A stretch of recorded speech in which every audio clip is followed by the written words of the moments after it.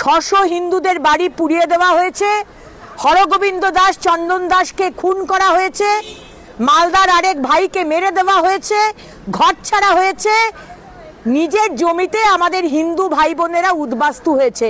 এর দায় আপনার, কিন্তু শুধু দায় নিলে তো হবে না, আপনাকে শাস্তি পেতে হবে। অনারেবল হাইকোর্টের কাছে আমাদের আবেদন, মুখ্যমন্ত্রী মমতা বন্দ্যোপাধ্যায়কে ইনভেস্টিগেশনের আওতায় আনা হোক। পুলিশ কার নির্দেশে চুপ করেছিল? কার নির্দেশে 4 ঘন্টা লেটে পৌঁছেছে? কার নির্দেশে হাত গুটিয়েছিল? মুখ্যমন্ত্রীকে তদন্তের আওতায় আনা হোক। নমস্কার বন্ধুরা, আমার নাম ধ্রুবজ্যোতি সরকার।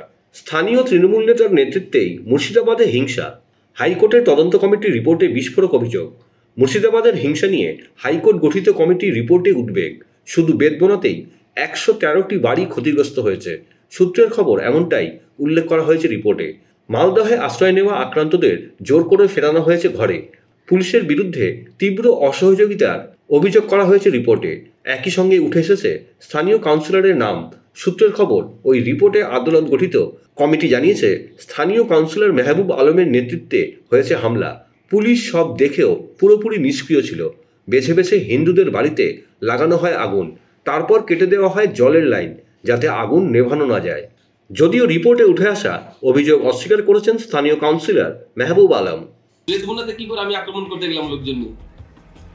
আমার ফুটেজ দেখা, যদি আমি যে থাকি আমার ফুটেজ দেখায়, যদি সেটা সত্য প্রমাণ হয়, আমার 16 নম্বর ওয়ার্ডে যে কোনো একটা মাঠ মিডিল জায়গায় দেখে আমাকে ফাঁসি হোক, আমি ফাঁসির মঞ্চে রাজ্যে ফাঁসি দিব। হাইকোর্টের কাছে অনুরোধ যে অন্ততপক্ষে 2026-এর বিধানসভা নির্বাচন পর্যন্ত বিএসএফ যেন ওখানে থাকে, না হলে এরপরে আরো নিধনযোগ্য দেখতে পাবেন আপনারা। আমি তো প্রশ্ন করতে চাই মুখ্যমন্ত্রীকে। মুখ্যমন্ত্রী, আপনি তো বলেছিলেন বিজেপি আর বিএসএফ নাকি করিয়েছে। আজকে অনারেবল হাইকোর্ট যে রিপোর্টটা জমা দিল, সেই রিপোর্টে দেখা যাচ্ছে আপনার তৃণমূলের কাউন্সিলর মেহবুব আলম, তার নেতৃত্বে এই পুরো যে দাঙ্গা সেটা হয়েছে। আপনি দুদিন আগেও বলেছিলেন যে দাঙ্গা নাকি বিজেপিরা করে, আপনি নাকি দাঙ্গা করেন না। কাউন্সিলর আপনার, পুলিশ আপনার, পুলিশ যায়নি।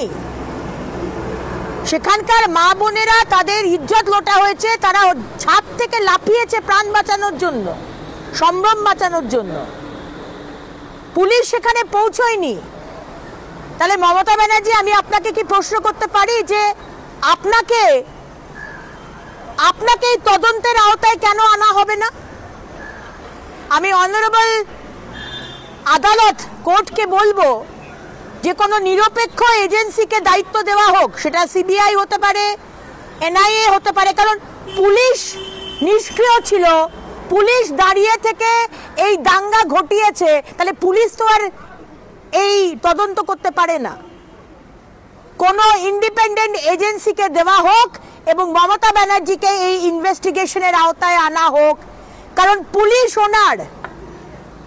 মমতা ব্যানার্জি, আপনি এখন উত্তরবঙ্গ সফরে গিয়ে পুলিশকে বকাঝকা করবেন, আমরা তো সেগুলো মানবো না, তাই না? বন্ধুরা, ভিডিওটি ভালো লাগলে দয়া করে লাইক শেয়ার করে দেবেন, আমাদের পেজটা ফলো করে নেবেন, আর আপনার মতামত কমেন্ট করে অবশ্যই জানান। ধন্যবাদ।